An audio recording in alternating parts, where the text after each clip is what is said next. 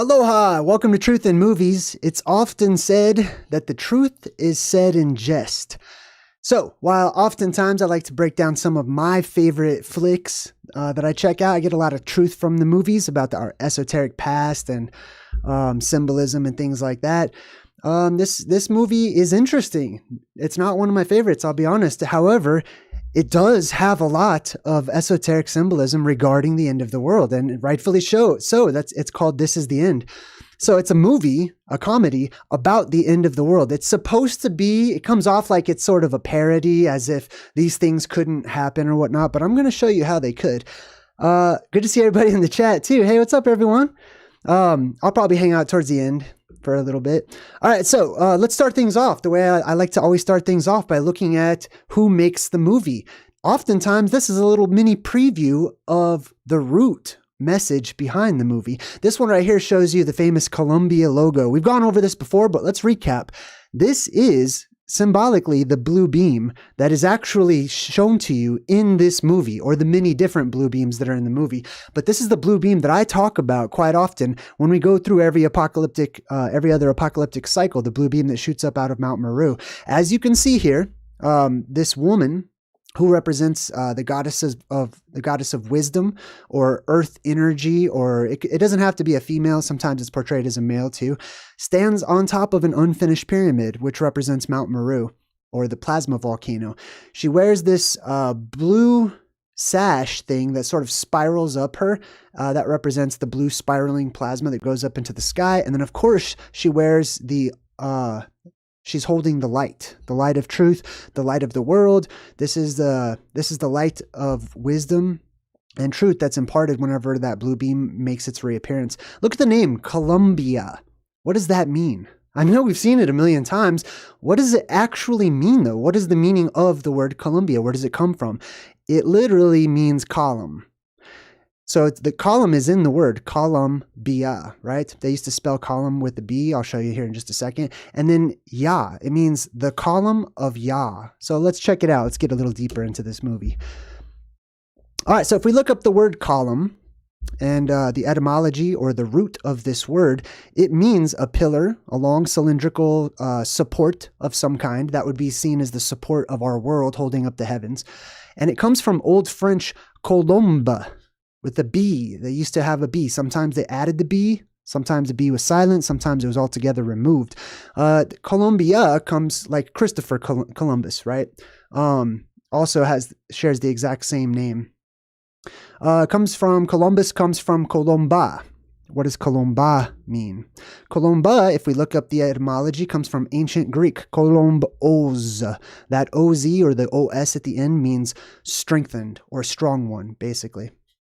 And in modern Greek, from ancient Greek, it means diver, something that dives down, something that falls down from above. Keep that in mind. And it also says to dive, etc. And then it shows you the colomba, which is the word for a dove, which is why you have so much dove symbolism when it comes to savior type figures, messianic type figures and whatnot. And also that blue beam itself, right? Let's get a little deeper than that. This is the colomba dove or pigeon.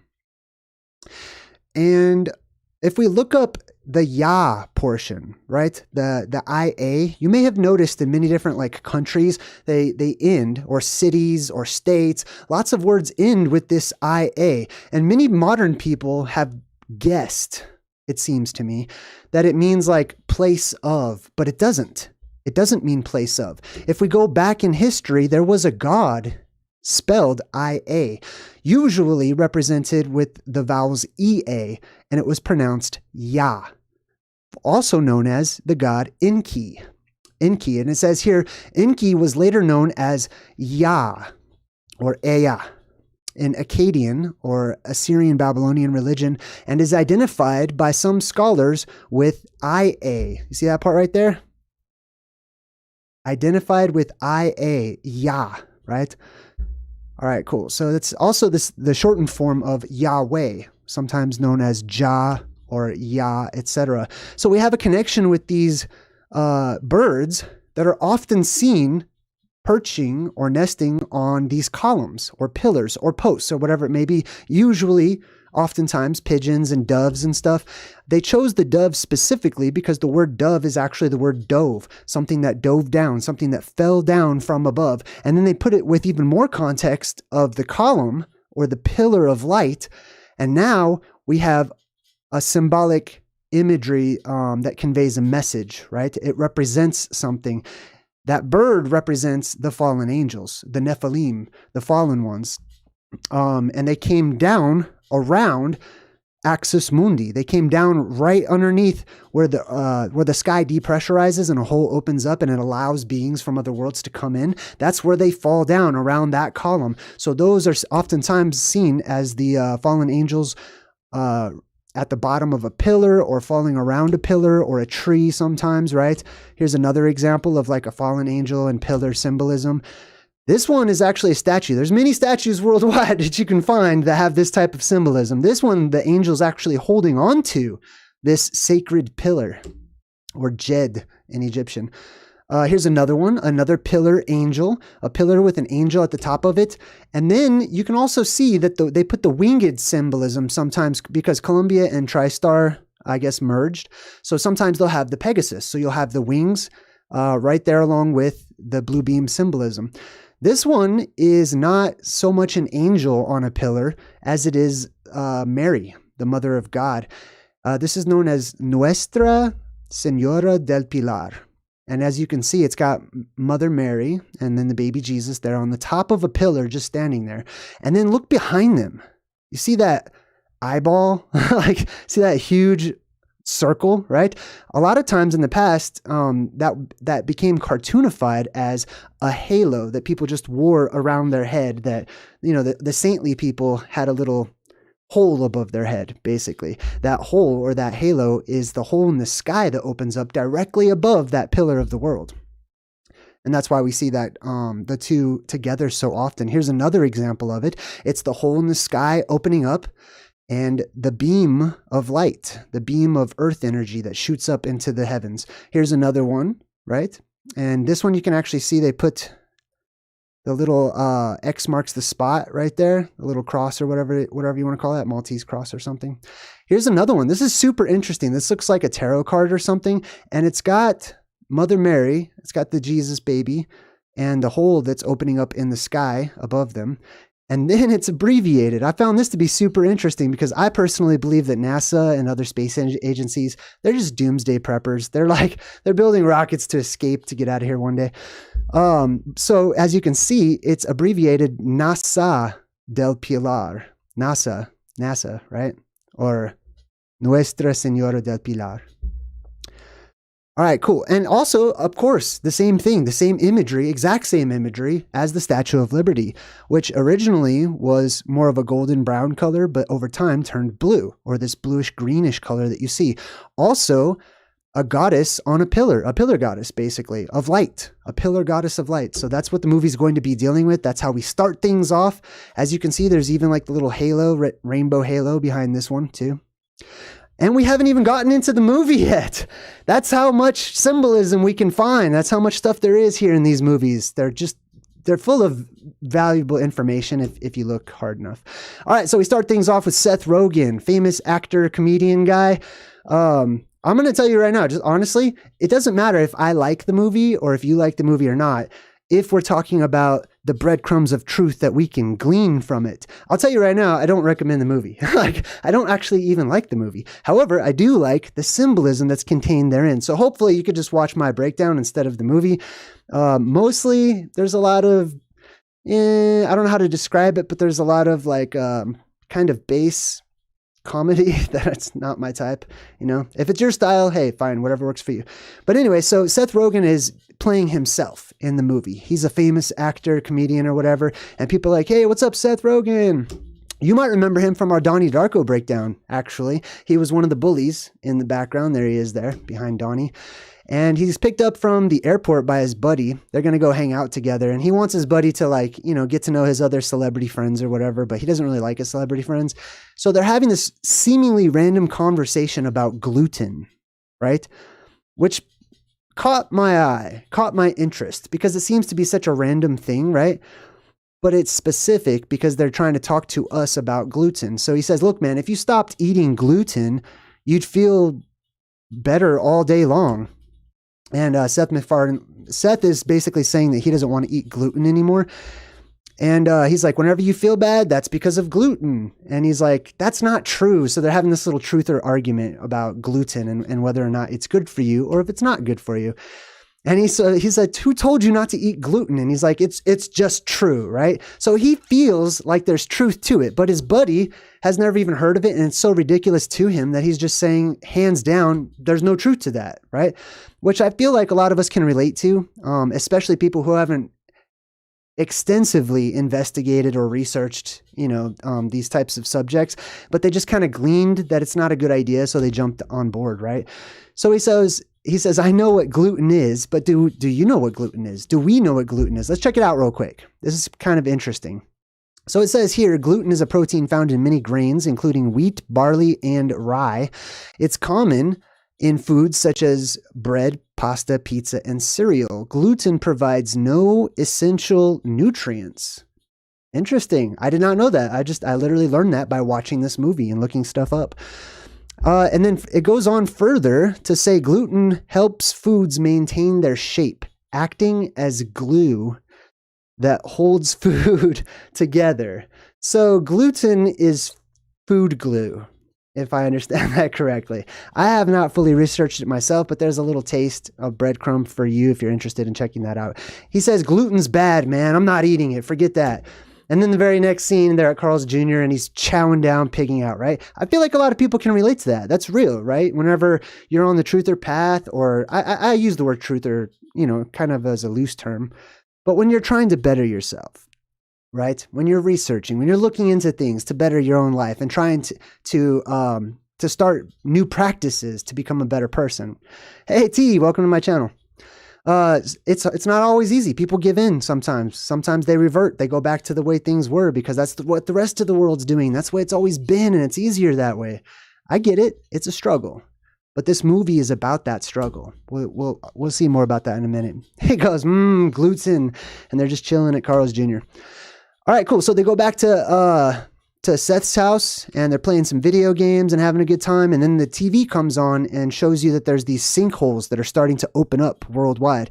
I wanted to point this out because I started researching sinkholes. Holy moly. Like there's so many sinkholes worldwide. It's insane that people think, have this concept that the surface where we live, aka the crust, is so solid. It's really not that solid. Sinkholes are opening up all over the place.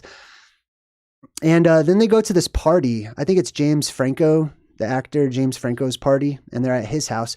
And James is showing him this painting. And then they zoom in on this painting that says Seth Rogen, James Franco. And I thought this was interesting too, because if you remember that names are also words, you can put those names together and it forms communication. It forms like a sentence, basically. So if this was a sentence, I wanted to see what it would mean if we put it all together. What does Seth mean? What does Rogan mean? What does James mean? What does Franco mean in that order?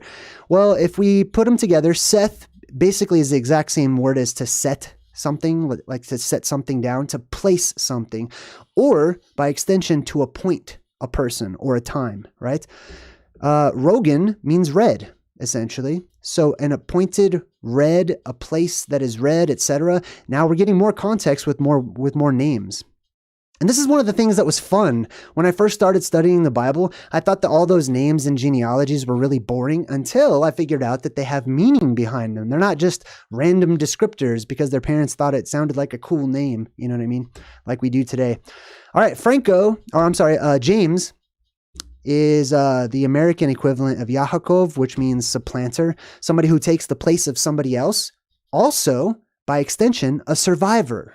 Right? Those that survive the apocalypse will take the place of those who are in control of the world today, right? Because the apocalypse is the great equalizer, we could say.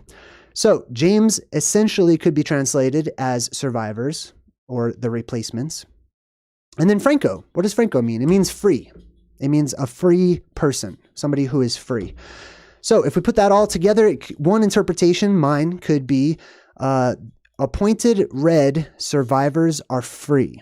Or at an appointed time of red, or at the place of red, survivors are free, or survivors are set free, right? So those who survive the apocalypse and make it to the red sky become free men and women, essentially.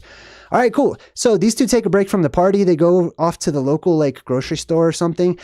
Right when they walk in, he's like, God, it's bright in here, which I can also relate to. And I'm sure many of you can too, especially when you walk into places that have all the fluorescent lighting and stuff. It's hurting your eyes and everything. Our light spectrum is changing. This totally reminds me of just being outside these days in sunlight. Look how bright this sunlight is. As I was researching this, I just wanted to find a picture like an amateur picture of somebody just taking a photo of the sun directly above. This is the picture I came up with. But then I looked at it closer and I'm like, wait a minute, is that a blue ring inside of it? So I zoomed in. And if you look, I'm going to circle it here in just a minute, but if you look, you can actually make out what looks like a blue ring right around the corona, right on the edge of that sunlight, which is blindingly white. There's the ring. There's where I see it, at least. And there it is. Or that's a different one. Here's another one. So here's the one before that. You can see whenever I take the ring away, it almost fades. You can still see it, right? But it makes it stand out more. Here's another one too. So then I started looking for just pictures of the sun and seeing if I could see this blue ring thing around it. And I'm like, wow, I found another one. There's another one right there. I can kind of make out one here too. That's really interesting to me because if the sunlight continues to get brighter, if it continues to get hotter, then along the color spectrum of light, it's bound to turn blue. It's bound to turn blue. And I've done a whole video about that, specifically about the prophecy of the Kachina dancing in the middle of the square and removing its face mask and stuff like that. That's whenever the sun turns so hot that it's just a blue ring with black right there in the middle.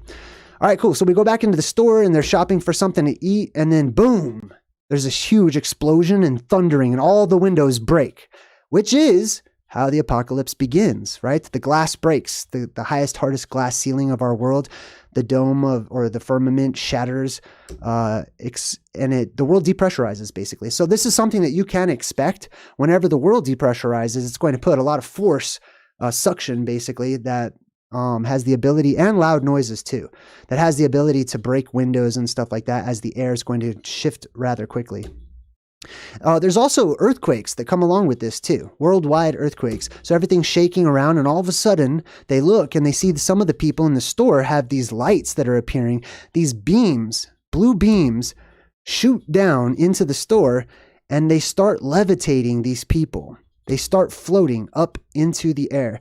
Now, most people in the mainstream are probably familiar with the Christian concept of the rapture, right? In some Christian circles, they believe in the rapture.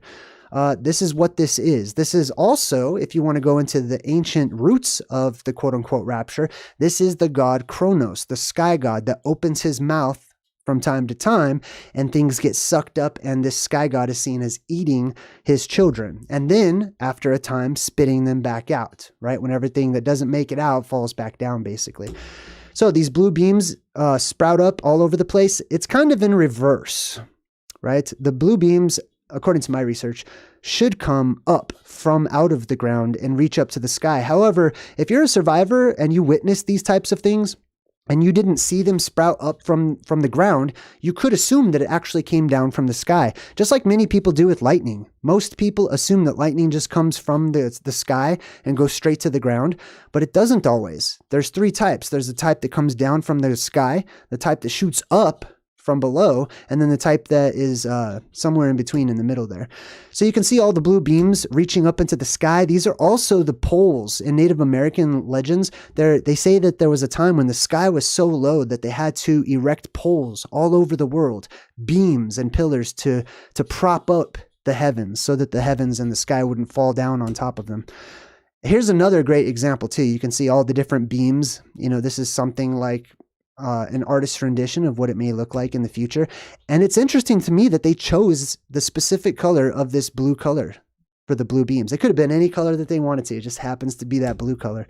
All right, so we go back inside and nobody inside at James Franco's party saw this apocalyptic event. They didn't even feel the earthquake because I guess his house sort of represents like, a bunker of some sort, right?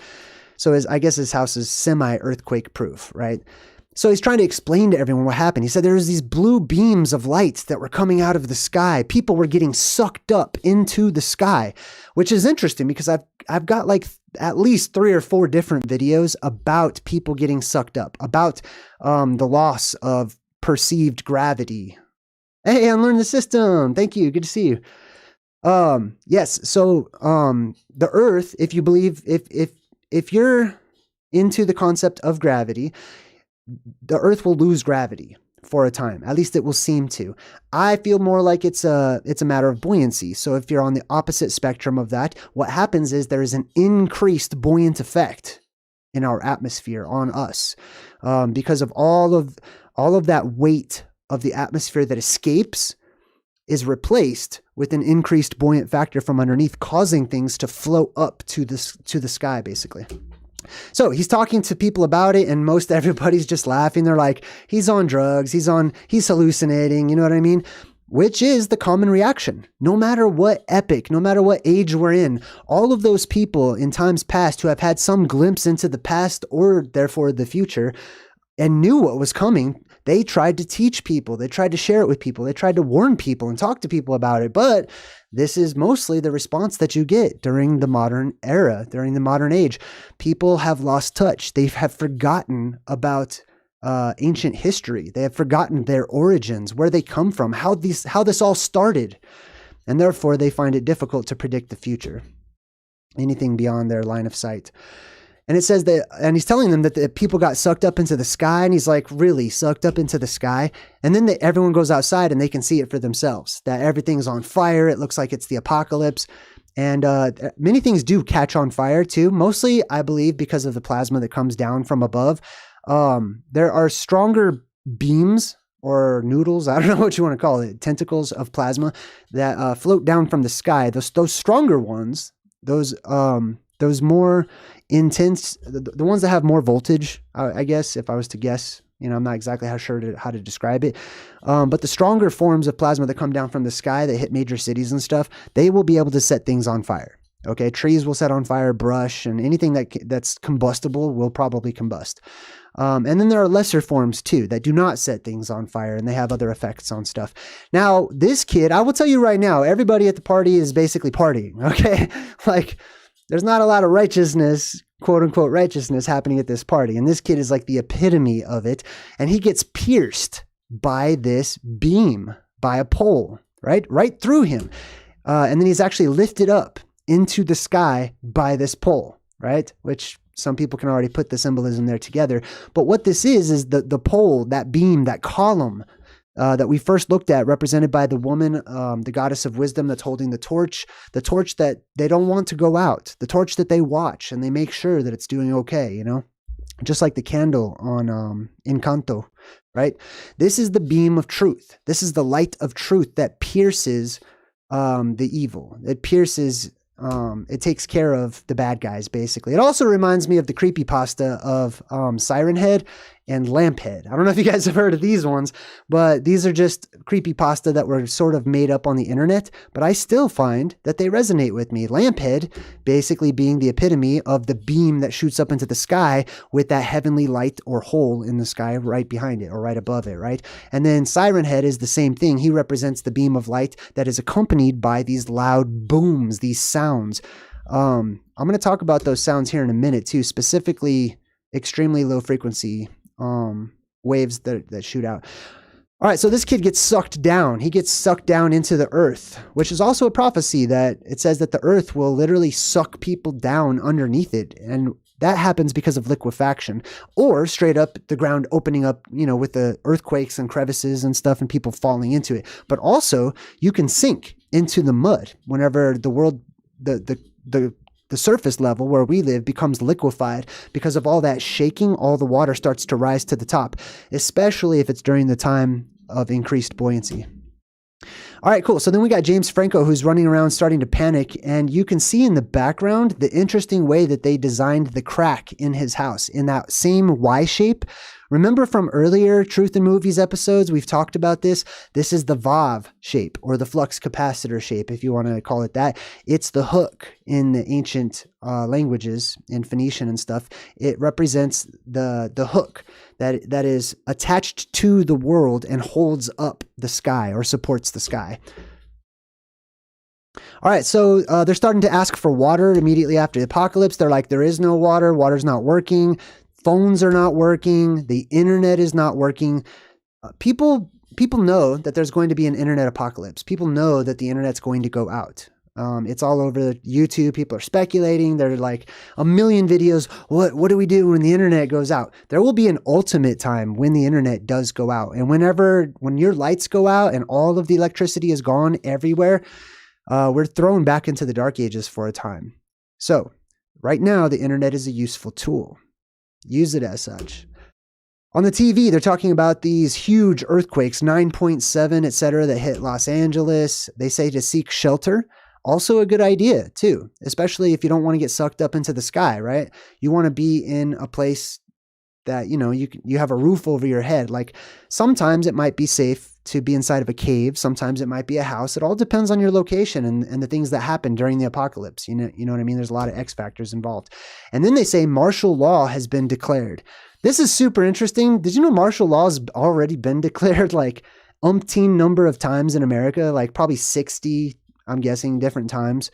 So it's not like this is, something that could happen one day. This is something that does happen quite often since the inception of the United States of America. Martial law the odds speak for this, that martial law is destined to happen again. Okay. And they can enact martial law for whatever reason they want, whatever they deem to be an emergency, they can enact martial law, which is something that's, according to prophecies and history, is right around the corner. That's what happens before the apocalypse. There's wars, there's rumors of wars, etc. Now, some guy breaks through the little barricade in their house and he's like, hey, there's something out here. So there's some sort of a monster. See how it says creature growls right there? So he's stuck out there and there's a creature outside with him and it ends up tearing his body off and his head falls down. I did cut out more of the raunchy stuff. So it's so crazy because this entire gang, this whole group of comedians right here, they're all, in the same movies all the time. They're very raunchy and stuff, and that's not like my style. And I don't, it's not my thing. But if there isn't some damn truth in their movies, fudge, there's like a lot of truth going on. Like what was that one? Hot Dog Party or something? Sorry, Sausage Party or something like that. God, I hated that movie, but it's disguised in this base joking manner or whatever. Anna Marie Chavez, thank you. I super appreciate it. All right, let's move on. So one guy figures it out and he's like, hey, it's all in the book of Revelations. Which also, by the way, it is revelation with just one N. It's not plural or anything. It's one revelation, one thing that was revealed to the prophet John. It's also known as the apocalypse of John, right? And it says that the devil was released onto the earth. Some of their Bible quotes were kind of not really Bible quotes too, so I didn't take those. But if you take a look at the picture of this devil, you can see that it's a titanic image of a being taller than what looks like, this volcano or this mountain range behind him. And then you can see it sort of has like this plasma backing to it too. This is kind of a cartoonified version of the plasma, specifically the red spectrum plasma that comes down from the plasma sphere above us to ground itself with the world. And it's seen as sky dragons and the devil of old and the serpent and stuff like that. Okay, so then we've got Hermione, whatever her name was, I forgot. And she comes in and she's talking about how she heard growling noises outside too. So there's some kind of monsters outside. She says she thinks it's the zombie apocalypse. It's a zombie invasion. I will tell you right now, the plasma apocalypse is basically the root of every single apocalyptic scenario that I have ever come across in some way, shape, or form. All of them have elements of the grand picture, the big picture that I call the plasma apocalypse. Zombies are a part of that, right? The world is filled with energy and we are revitalized to such an extreme degree that we go through a time that I call the time of no death. when it is impossible to actually die. There is so much energy in the world. Your soul is invigorated and your body is regenerated for a time. So that also gives rise to zombies. Now they venture outside. Take a look at the color, right? Now the color spectrum may change throughout the course of the movie, but I took an image of this purposefully because of the last video that we did when I was talking to you about the color spectrum and how it changes as we move from one age to another age, right? The color spectrum that we live in is growing and it's getting bigger and bigger as everything is getting brighter. But that color spectrum is going to go back to the way it used to be, more of a golden hue. Things start off that purple flash that lasts for a while, and then it settles down into the red, and then it transitions into the yellowish golden kind of a color, and that takes us to the golden age.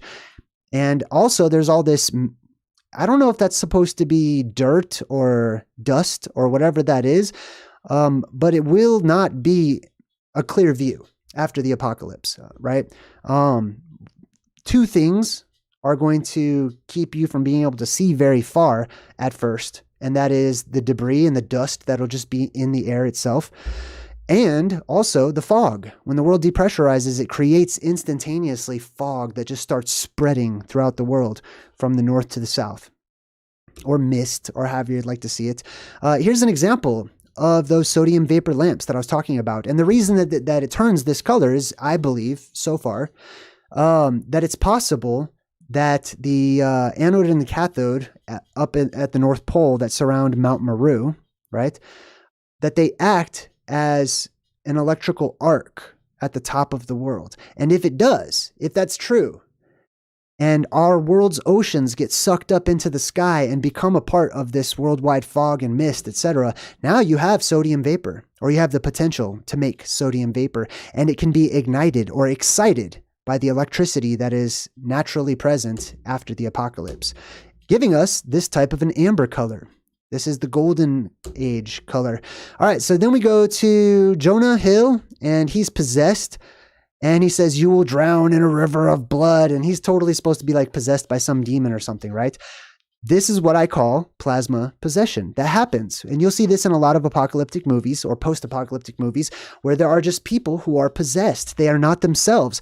And the reason behind this is my theory, is because there are those who have, I would say, maybe a weaker spirit or a weaker soul or source energy, and they are easily overcome by a stronger force or a stronger spirit or stronger energy that enters into this world from above.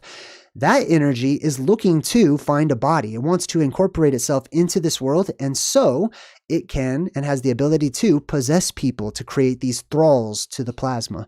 So he's possessed by the plasma. He's prophesying, and he says, "You will drown in a river of blood," etc. Now, river of blood is interesting too. Let's check this out. If we do a quick Google search for blood rain, it says it's understood that blood rain occurs when relatively high concentration of red-colored dust or particles get mixed into the rain. And dust is going to immediately kick up all over the place worldwide because of the strong electrical current that is introduced. And the dust, or the what is it? The neutrons? I can't remember. But anyways, the dust is attracted to the electricity. So it immediately just lifts up into the air along with so many other things too, giving us the lowest pressure system we have ever experienced and a worldwide tempest rainstorm that is mixed with all of this debris that's in the air, giving us red blood worldwide, basically, or what looks like blood red rain worldwide.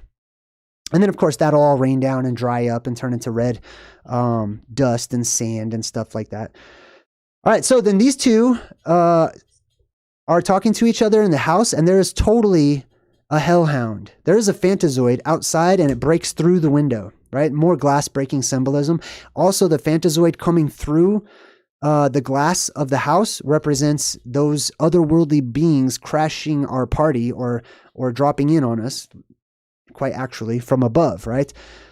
These are the otherworldly space animals that I have termed the Fantazoids, monstrous creatures. Some descend from above, just like many of the ancient Native American legends and myths talk about the origin of animals as coming from the heavens. and some come up from beneath as well. This is a specific class of Fantazoid too that I like to call the Devil Dogs or the Hellhounds. I believe that there are specific ones that I have picked up on, these different classes of Fantazoids. This is one that I've seen as a trope throughout many different movies, right? So you'll see this type of hellhound like Ghostbusters part 2, I think. I can't remember. Ghostbusters comes to mind. Right? Whenever they have like, he's like, who let the dog in or whatever. And it's totally this hellhound or whatever. I think that there are these classes of them. Now, when this thing opens its mouth, you can see that it actually has multiple rows of teeth. That's another thing that I've seen connected with different types of Fantazoids. Some of them, because they are alien creatures, some of them, it looks like they open up their face, like their face opens up and they have an inward set of jaws that reach out and grab the victim, pulling it down into the mouth or whatnot, right? So I have also seen this in many different movies and examples, and I believe that these are kept in our collective subconscious. So here's another example of the Hellhound / Devil Dog. Jonah is still possessed and he starts puking all over the place. Super gross, right?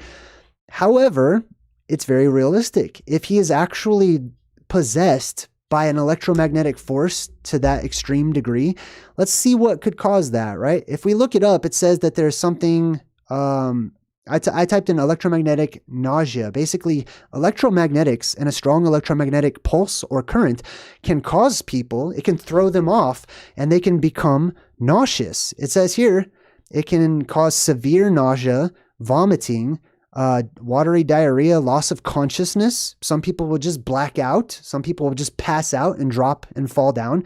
Why? Because there is an extremely strong electromagnetic force. One, it could be localized, right? Like an individual strong strand of plasma that perhaps, got a hold of him or something and possessed him. However, it could be worldwide. The world itself could give off an electromagnetic pulse that would cause these low frequency waves to go everywhere, basically. And it's because of how large it is. The frequencies would be a lot lower. And I believe that can wash over people and cause them to, what do you call it when you lose your balance? Vertigo, right? So a lot of people might get vertigo. They might start feeling nauseous out of nowhere all of a sudden. And that's because I believe one possibility, a strong possibility, is the electromagnetic pulse that is introduced into this world whenever it depressurizes. Also, I looked up low frequency sound nausea. And it says here that some symptoms of low frequency noise sensitivity are feelings of irritation, headache, and nausea. Once again, also, it disturbs your sleep too. All right. So Jonah jumps on top of the other guy, basically kind of turns into a zombie and starts to eat him or whatnot. Cannibalism is also mentioned in this movie. Cannibalism is a part of what to expect for survivors.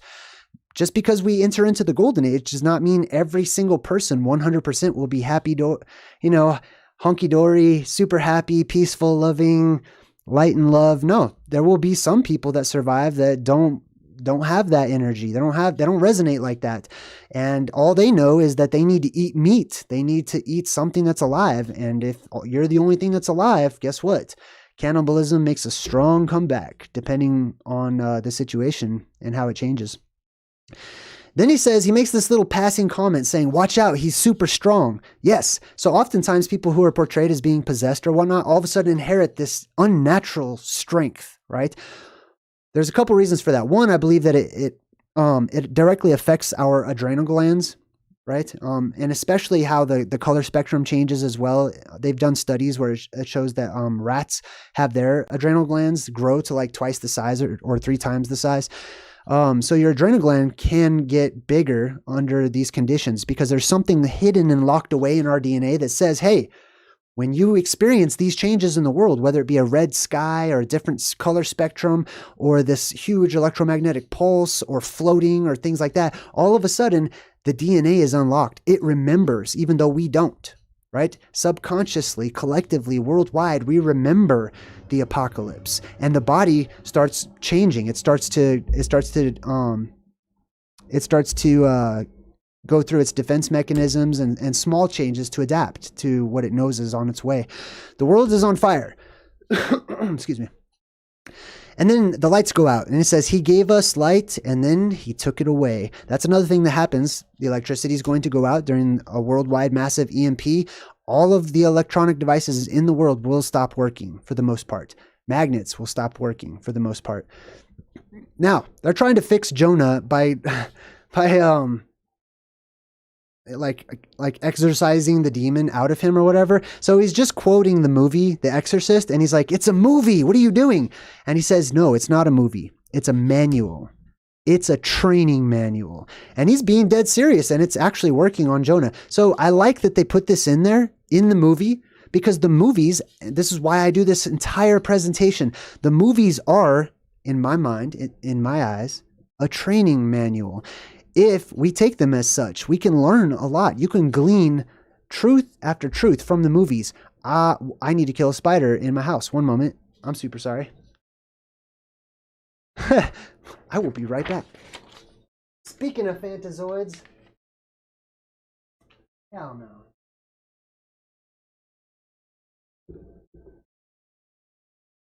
What the fuck? No. Shit. What the? Okay. No.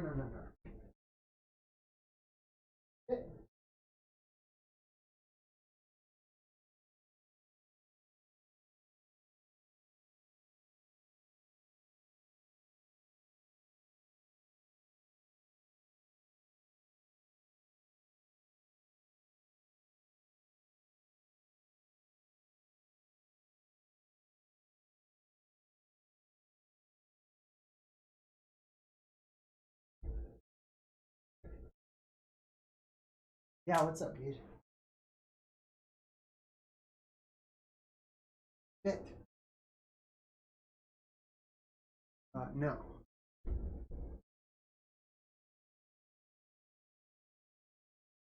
Right.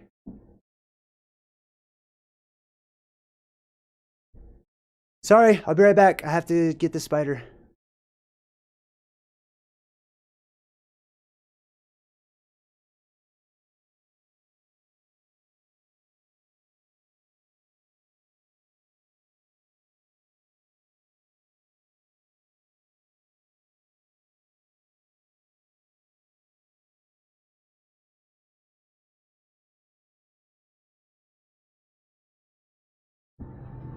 Sorry, be right back. Where'd he go? Oh, hell no. No. Oh!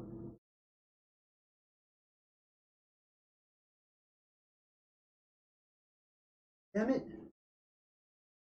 No. No.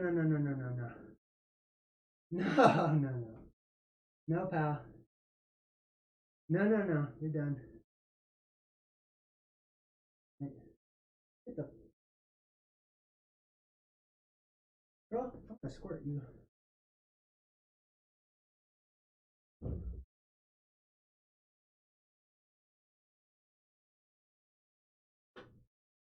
There you go. Oh!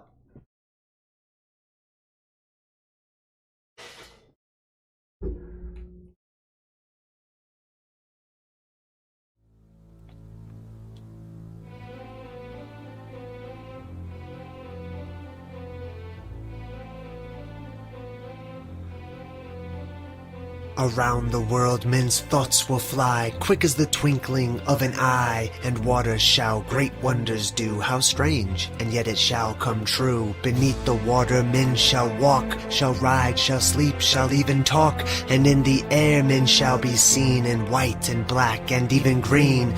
For in those wondrous far-off days the women shall adopt a craze to dress like men in trousers wear, and to cut off their locks of hair. They'll ride astride with brazen brow as witches do. On broomsticks now there'll be a sign for all to see. Be sure that it will certain be. Then love shall die and marriage cease, and nations wane and babes decrease, as wives shall fondle cats and dogs, and men live much the same as hogs. Pictures alive with movements free, boats like fishes beneath the sea. When men like birds shall scour the sky, then half the world deep drenched in blood shall die. then half the world deep drenched in blood shall die.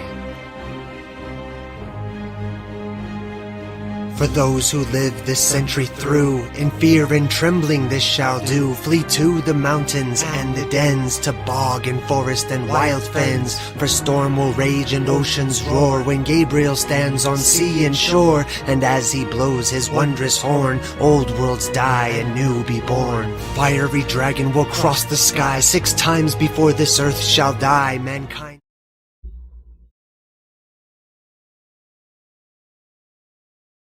Okay. All right. Hold on. Oh man, that was unexpected. Oh my God. Okay. Woo! Oh my God, my heart's beating. Can you imagine? Wait till real Fantazoids are here, dude. Oh, freaking tiny little spiders. Anyways. Oh, all right. Super sorry about that. That doesn't normally happen, but that was a big spider in my house. Big, hairy, fast.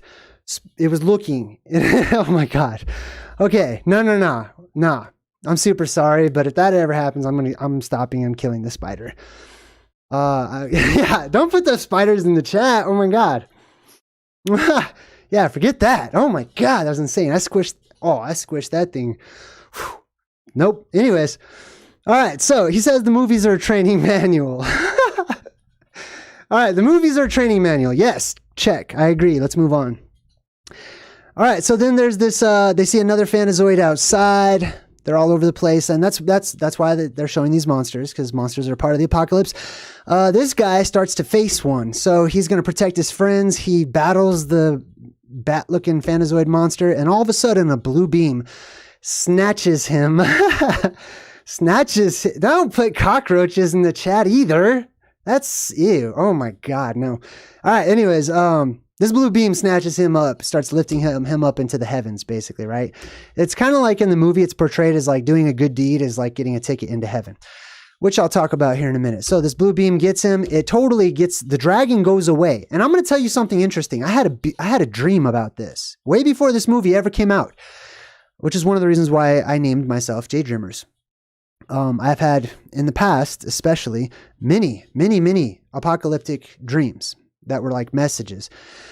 This was almost exactly what I dreamed about. I had a dream that I couldn't move, that I was stuck in my bed at home, and that there was this dark, shadowy creature lurking off to the side that looked like it wanted to rip me into a million pieces. And the only thing I could say was Jesus, and all of a sudden this blue light shined around me, and this creature was like scared and it went away or whatever. And yeah, it's exactly like how you're looking right now. Anyway, so he gets all happy about it. He's getting sucked up into heaven. He's going to go party in heaven or whatever, which is how they think heaven is. And he's laughing. He starts getting pulled up into the sky. This is also your tractor beam symbolism too. This is where it comes from. Yeah, you guys cracked me up. Anyways, this is the tractor beam symbolism. This is your fire in the sky. This is why there's usually like some sort of circular object with a blue beam that comes down out of it. Tractor beams are never like magenta, purple, green. I mean, sometimes they could be with exceptions, right?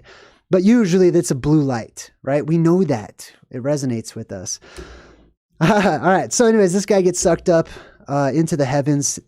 Just like you can see that is exactly Nuestra Señora del Pilar. That's what that is. This is an accurate representation of what you could expect to see in the sky if you were near to it and to look up into the sky. You've got your light of the world, which is symbolic of Jesus. And then you've got the light at the top, which is like the torch, or the all-seeing eye, or the eye in the sky, etc. Whew, man, I'm going to catch my breath. I was not letting that one go. I'm not even, no. I can't. I'll be up all night turning my bedroom upside down looking for a spider. No. Sorry. Anyways, he says, oh my God, if he got sucked up, then we can get sucked up too. See, they want to get sucked up into the heavens. They want to leave the world. That represents many people who want to leave this world, especially the elite of this world, which they also represent. They even make fun of that, how they're sort of elite in the movie. And the elite want to leave. That's why I think that NASA, Elon Musk, all those space agencies, they're preppers. They're doomsday preppers, man. They're building rockets to leave us behind. And it's been done before. It's been done before, as it talks about in the Enuma Elish of ancient Babylon. So he says, we can get sucked up into heaven too. That's the deal, man.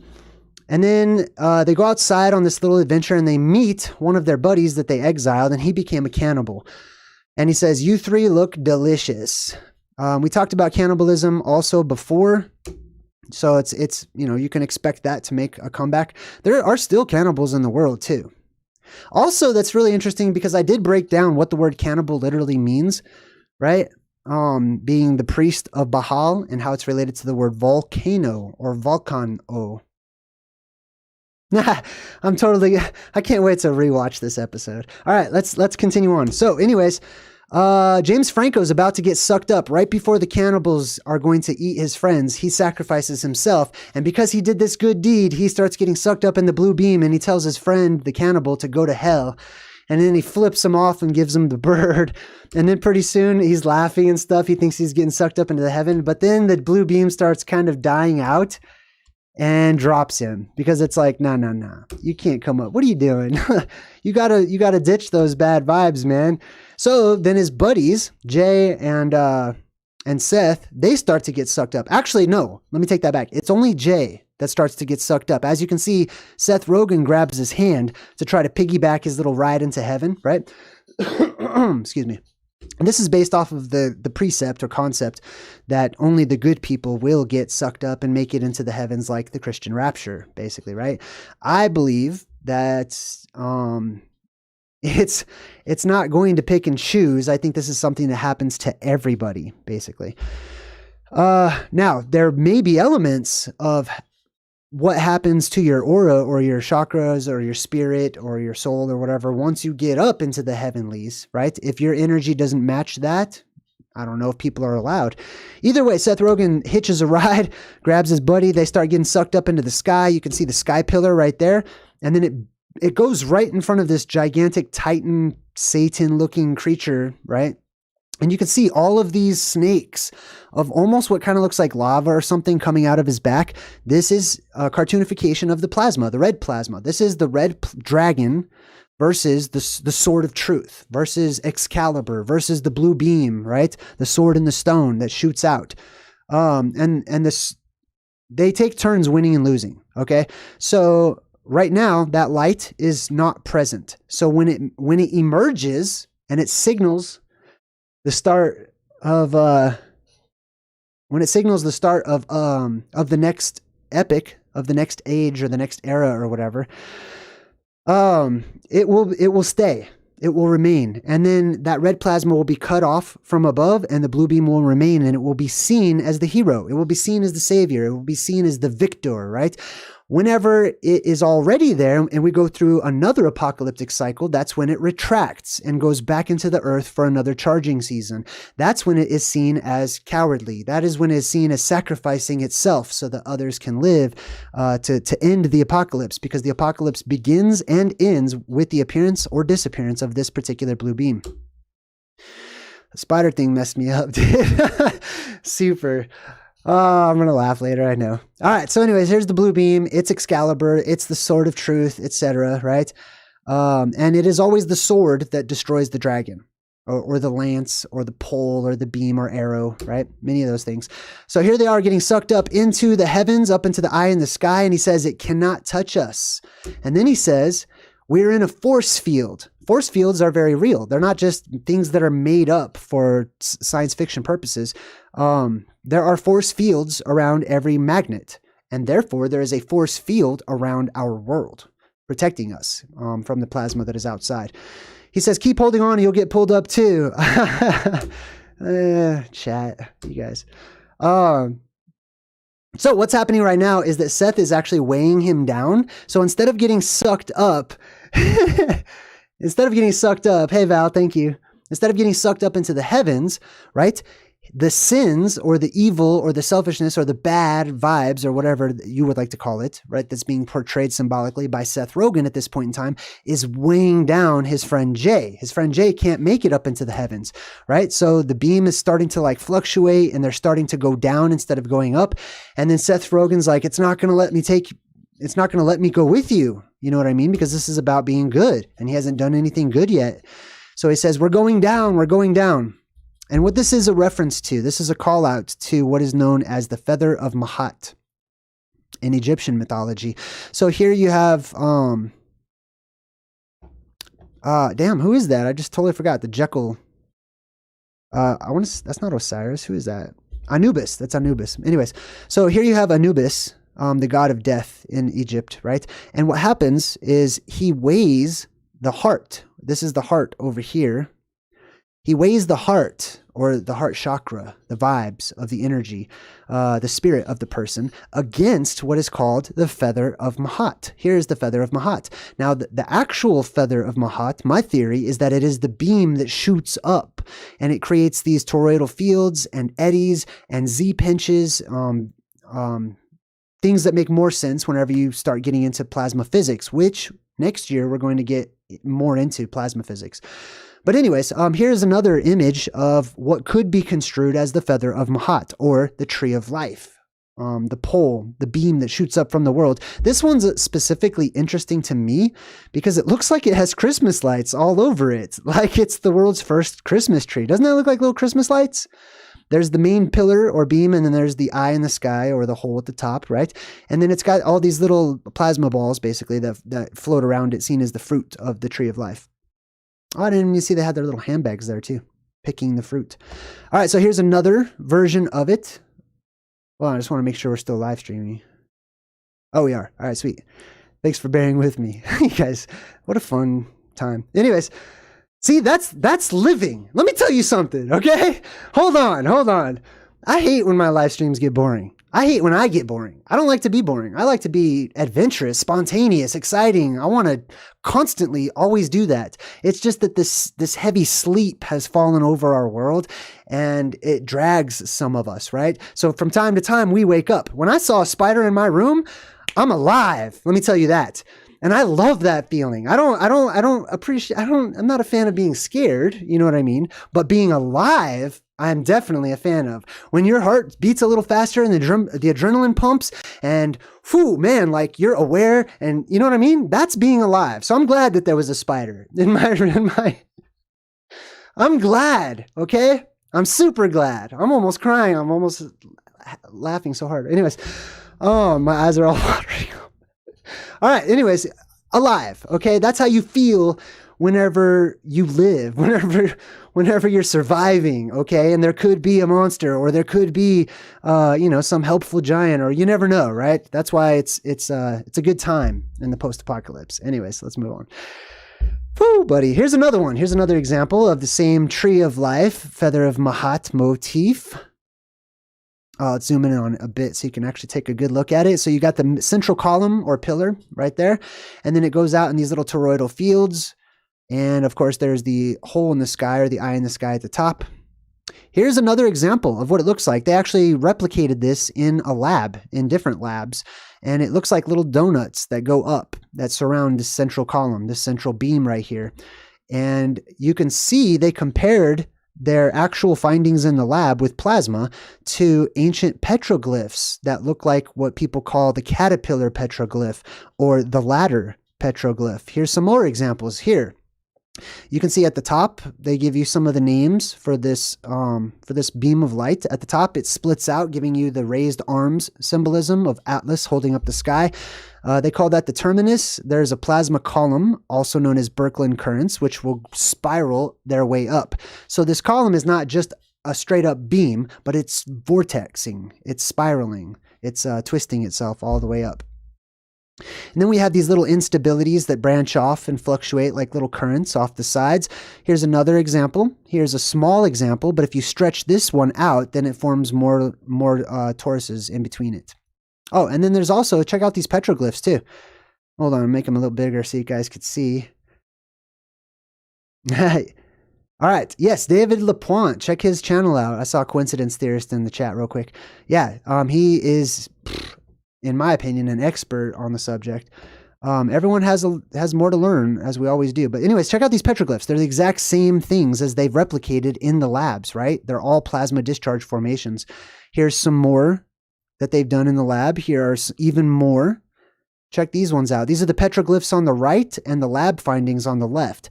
On the right, you've got these, double and triple crosses, these ladder figures, etc., of these petroglyphs. All right. Anyway, so, man. All right. So, Seth Rogen, he falls down he's about to fall into like Satan's mouth and be swallowed up or whatever.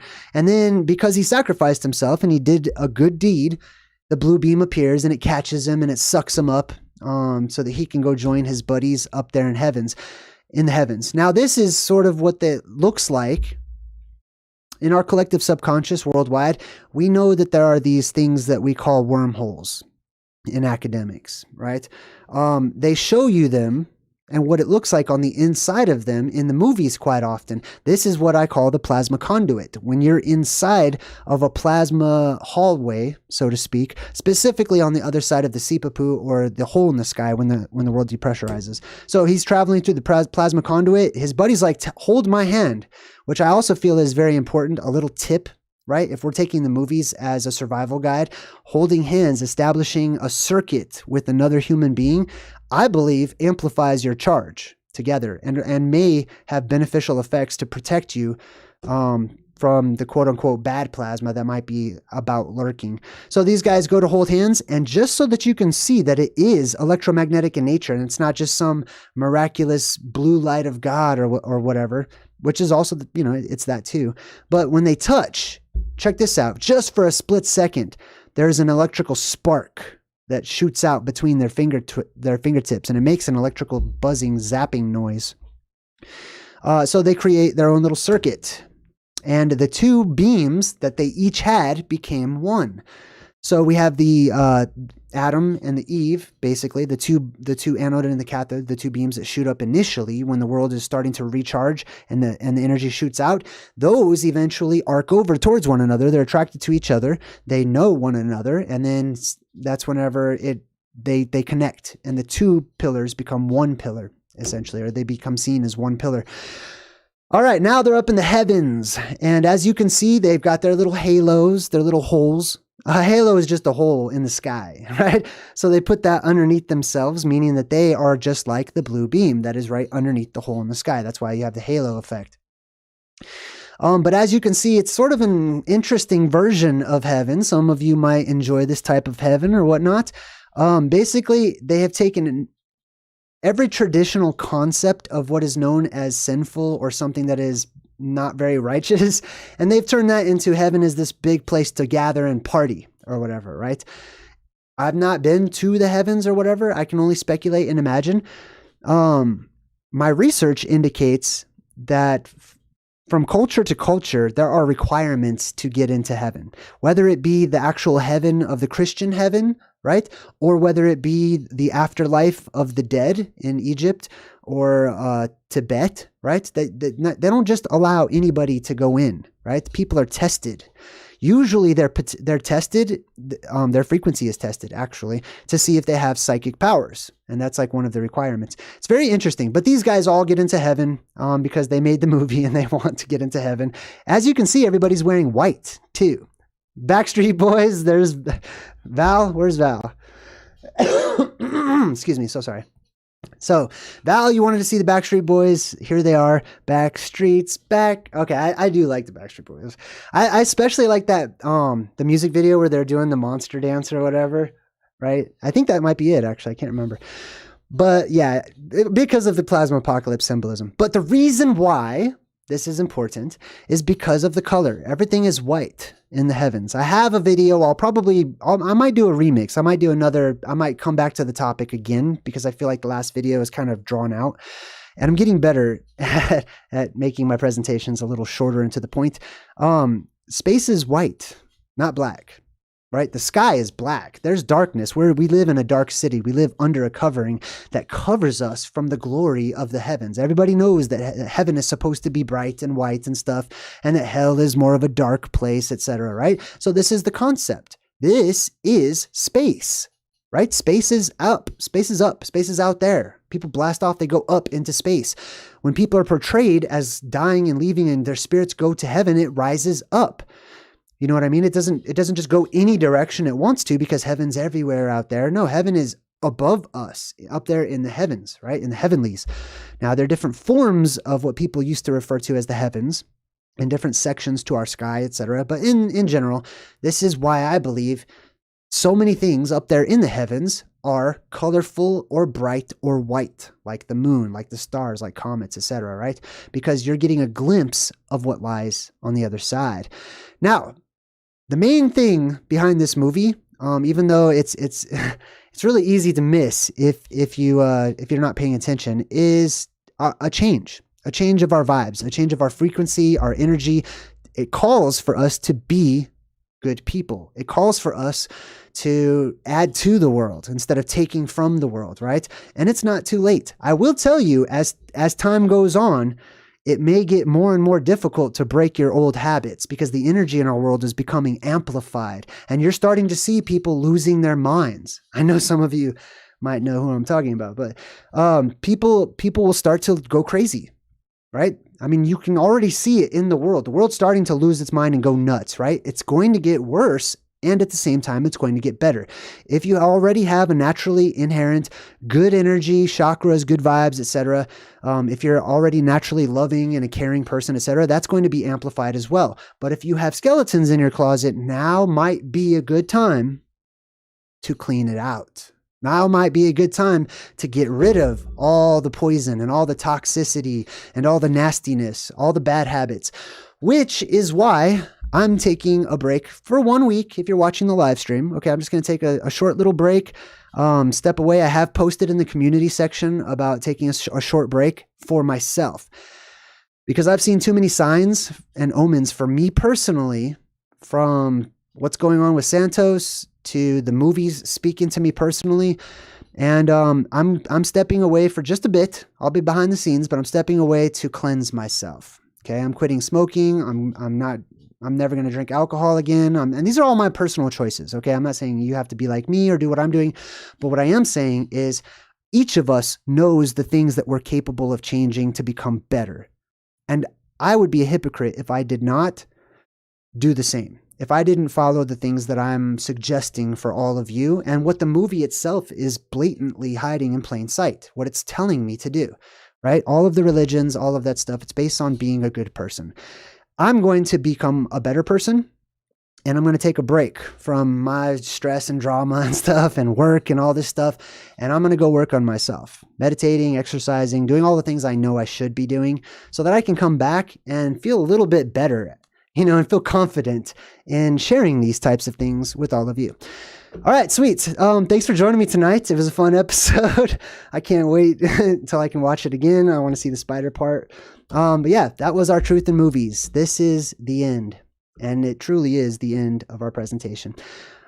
Thanks a lot. I appreciate all your support. Go check out my my last two things too in the community section, because I also made a post about being a guest. I'm going to open myself up to be a guest, so that I can, go onto other channels and other avenues and stuff, and talk about my book and talk about the plasma apocalypse, and, kind of work a little bit more on kind of advertising my work and my theories and my website and stuff like that. So feel free to go check out my website, check out my book and stuff, but go look at the community section and click on that so that you can get caught up in some of the updates on my channel.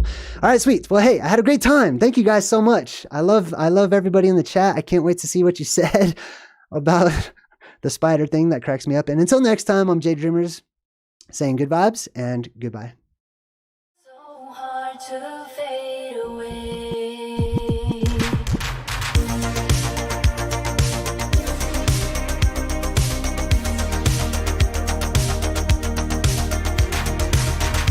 I try so hard to fade away.